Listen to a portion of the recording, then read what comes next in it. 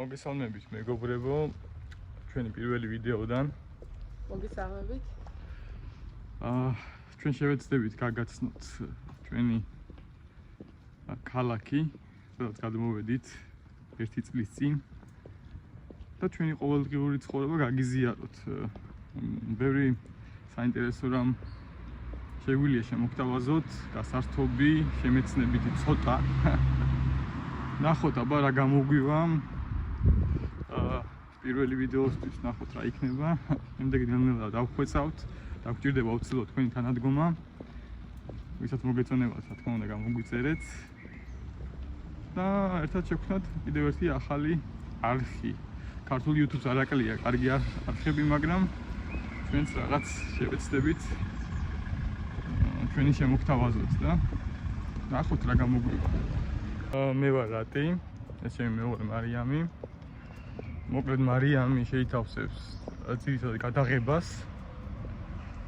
და ეგეთ რაღაცებში ერკვევა. მოკლედ მარიამი არის დამწყები ფოტოგრაფი, ვიდეოგრაფი.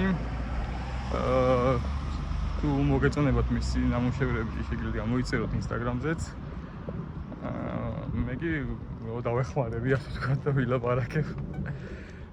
და ჩემი მხრიდან უფრო გეიმინგს ვაპირებ და შემოგთავაზებთ გეიმინგ ვიდეოებს ასევე. მოგზაურობა კი ბატონო, გვექნება და ველო გასვლებიც გვექნება. აქ ტოსკანაში ძალიან განვითარებულია ეს მიმდინარეობა. მოკლედ ასე შერეულ არხს ვაპირებთ. ასე კონკრეტულად ერთი მიმართულებით არ გვინდა წასვლა. ვაპირებთ შერეულ თემატიკას, ეს მოგწონს. და ნახოთ რა გამოგვივა ჩვენი ციხესიმაგრე, ქალაქის მთავარი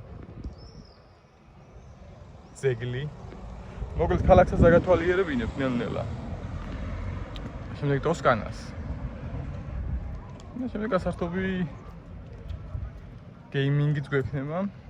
მოკლედ გასართობი, შემეცნებითიც. მოგზაურობა, ვლოგები, ასე ვთქვათ. იგი დაგემოვნება, ეხა ცოტას ისე ვიტყვი, პირდაპირ თქვა. ვის გვინდა მიბაზოთ? Go let's play. რა თქმა უნდა, ვაპირებთ რომ მიბაზოთ. მოკლედ შეიძლება ბევრი მსგავსება იპოვოთ. ალბათ. ასე რომ პირდაპირ გეტყვით Go let's play და გვაქვს ინსპირაცია აღებული. ეს გავიდა ზუსტად 1 წელი, რაც ჩამოვედით ქალაქში. მოკლედ საქართველოსთან წამოვედით მინივენით და ზუსტად 4 დღე დაგვჭირდა მოსასვლელად. მინივენით იმდენ გადაწყდა, რომ საღლი წამოვიყვანეთ. ჩვენი გაგაცნობთ აუცილებლად მასაც. და ასე უფრო კომფორტული იყო მისთვის. გამოვიარეთ თურქეთი, ბულგარეთი, საბერძნეთი და შემდეგ შემოვიდით იტალიაში. ჩავთვალეთ, რომ შეიძლება საინტერესო ყოფილიყო ეს 3 დღე მანქანით, ვიდრე 3 საათი თვითმფრინავით. კი, და იყო კიდევ სამდვილად, ხო? და ნამდვილად საუკეთესო გამოცდილება იყო ჩვენს ცხოვრებაში. საბერძნეთში კიდევ შემხვდა ყველა ლაითი, თუ ვინმეს გახსოვთ. ბავშვობის მერე არ დამილევია ეგ.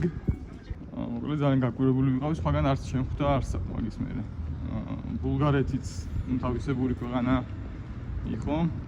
ბულგარეთში გამოგვადგა ენის ცოდნა, რუსული ენის, იმიტომ რომ ყველა რუსულად ლაპარაკობდა. კი, რუსული იცოდნენ. რუსული იცოდნენ. საქართველოს ძალიან გავდა ბუნებით. მაგრამ საკმაოდ კორუმპირებული საზღვარი იყო. ყველანაირი საბუთი ჰქონდა წესრიგში, ყველანაირი ძაღლის, მაგრამ მაინც რაღაცა ვითო გამოძებნეს. და მოკლედ ჩვენ მოძღოლმა კითხა რა. ეხა რა ვქნათ, რა სამბობ ამით. და 30 ევრო.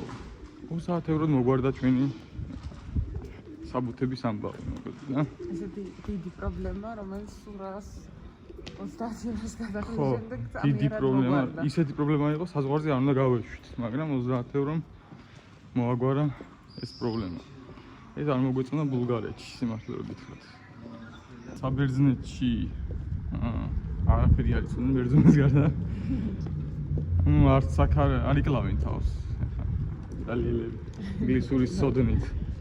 ძალიან იშვიათია, მაგრამ ინგლისური იცოდნენ. კი ბატონო. მოკლედ საბერძნეთი ძალიან ლამაზი ქვეყანაა. ლამაზესი იყო. ამ განვლილი გზის ვიდეო მტკიცებულებსაც გიჩვენებთ აუცილებლად. ეს კი კადრები ჩვენი მოგზაურობიდან. გადავედით თურქეთის საზღვარი. წარმატებით. ცოტა ტანჯვით, მაგრამ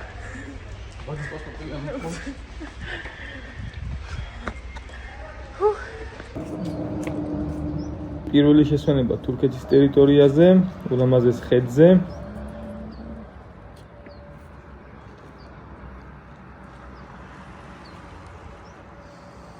სადაც ჩაი სრულიად უფასო იყო. აქ პირველად დავაგემოვნოთ ფუტკული კერძები. ჩვენთვის უჩვეულო დაწყებული დილის 5 საათი.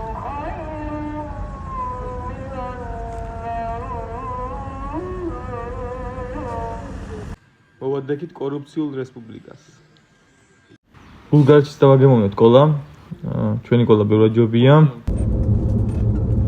რჩევა. ჩვენი გამოცდილებიდან გირჩევთ. აუცილებლად შეამოწმოთ სავარძლები, რადგან იყოს დამაგრებული კარგად და არ მოგიძლიოთ ხელით დაჭერა 3 დღის განმავლობაში. და ასევე მძღოლს შეახსენოთ ავტომობილის ზეთის შეცვლა. თორემ მოგიწევთ თურქეთში წრეებზე სიარული და ავტოსახელოსნოების ძებნა. რამაც საკმაოდ დიდი დრო დაგვაგარგინა. შემდეგი გაჩერება საბერძნეთი და მისი ულამაზესი ხედები. ესეც ჩვენი ოჯახის პატარა წევრი, რომელიც მოთმინებით გზაურობდა 3 დღე. და აი მოვადექით საბერძნეთის პორტს და აქედან უკვე დავიძრებით იტალიისკენ. საკმაოდ დიდი ლოდინის შემდეგ, როგორც იქნა აგვიშვეს გემი. აქ კი როგორ დავიძარით, საერთოდ ვერ ვიგრძენით. საბერძნეთის წამოსვლა დაუგეგმავი იყო, მაგრამ ჩვენ თვლით რომ გაგვიმართლა, რადგან ასეთი სილამაზე ვიხილეთ. გემბანზე გავატარეთ მთელი ღამე. ყველა კაიუტა დაკავებული იყო, ამიტომ გვეძინა სკამებზე, მაგრამ ეს ამად ნამდვილად ღირდა.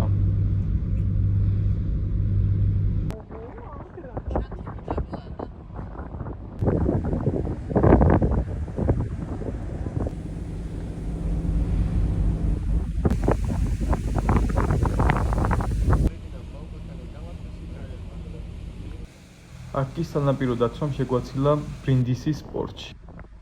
უკვე იტალიაში ვართ. ეს იყო ჩვენი მოგზაურობის მოკლე აღწერა. ახლა კი გავაგრძელოთ ჩვენს შესახებ. ჩამოვედით იტალიაში.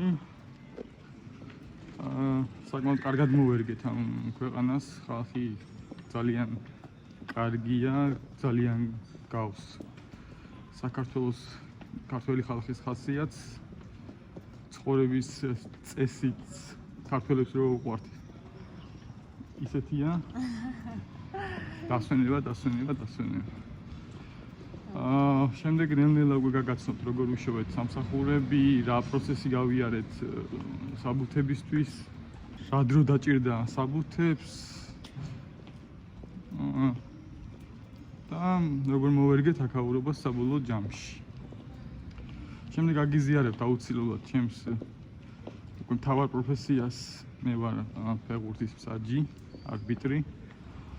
ეს პროფესია შევიძინე საქართველოში და აქ რაღაც საოცრად მოხდა ისე ერთი ადამიანი გავიცანი იტალიელი, რომელსაც მოუყევი ჩემი პროფესიის შესახებ და გამეხმარა აქ უკვე თავიდან გამოცდილები ჩამებარებინა და მოხვდი იტალიის ფეხბურთის ფედერაციაში. უკვე კარგი ხანია, უკვე 20 მატჩი ჩავატარე აქ ტოსკანაში. ამის დეტალურ ინფორმაციასაც შემოგთავაზებთ უკვე შიგნით რა ხდება, როგორია მსაჯობა, როგორი ფეხბურთელები ყავთ იტალიელებს, როგორი ახალგაზრდობა მოდის. მოკლედ გაგიზიარებთ ასევე ამ ქალაქის ცხოვრებას. არის საკმაოდ წყნარი ქალაქი, ამიტომაც ავირჩიეთ ეს.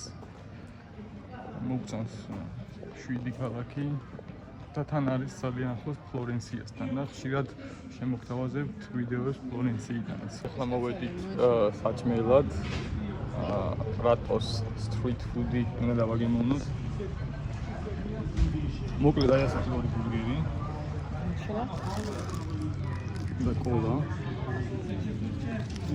სულ რაღაც რამდენი 13 евро, ხო? მგონი ძალიან მისაღები ფასია და ფასებსაც გაგაცნობთ ნელ-ნელა ყველაფრის აქ. თან იქი დამზადებული ხორცი, ხო? ყველაფერი ჩანს როგორ კეთდება, რა კეთდება. საკმაოდ გემრიელი ბურგერია. თითოზე დაჯდა რამდენი? 6 евро. არა, 5.5 5 ნახევარი. მოკლედ კოკაკოლიანად 2 კაცს 13 евро დაგვიჟა. კოკაკოლა ღირს 2 евро, ანუ ზოგადად როდესაც კოკაკოლას ყიდულობ, ნუ იტალიაში ასეა, უფრო მეტს იხდი, ვიდრე მაღაზიაში. მაღაზიაში მაცივარში არ გაქვს. ხო, საქართველოში ბევრად გემრიელია კიდე მაგას. ხო, ჩვენი ფავორიტი კოკაკოლა მაინც არის ქართული, იმიტომ რომ არის ალბათ როგორც ამბობენ, ალბათ წყლის დამსახურების და აშკარად უკეთესი კოკაკოლა გვაქვს. მაგრამ ბურგერი იყო ძალიან გემრიელი, საქონლის ხორცით, ფასი მისაღები. ფასი, ანუ 5.5 ერთი ბურგერი, საკმაოდ დიდი ზომის. და როცა გვენატრება ესეთი დაახლოებით შაურმის სტილის რაღაცეები, მოდივართ აქ. street food-ი, არა პიცა, არა პასტა და ასე შემდეგ. კი, საკმაოდ კარგი. თუ ქალაქგარეთ არ გავდივართ.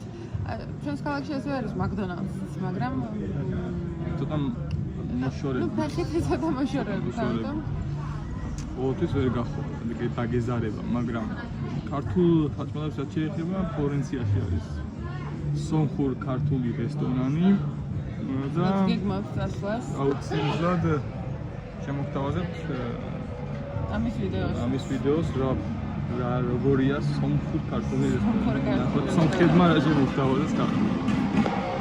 დაგემშვიდობებით ახლა და მალე შემოგთავაზებთ უკვე აწყობილ სრულყოფილ ვიდეოებს.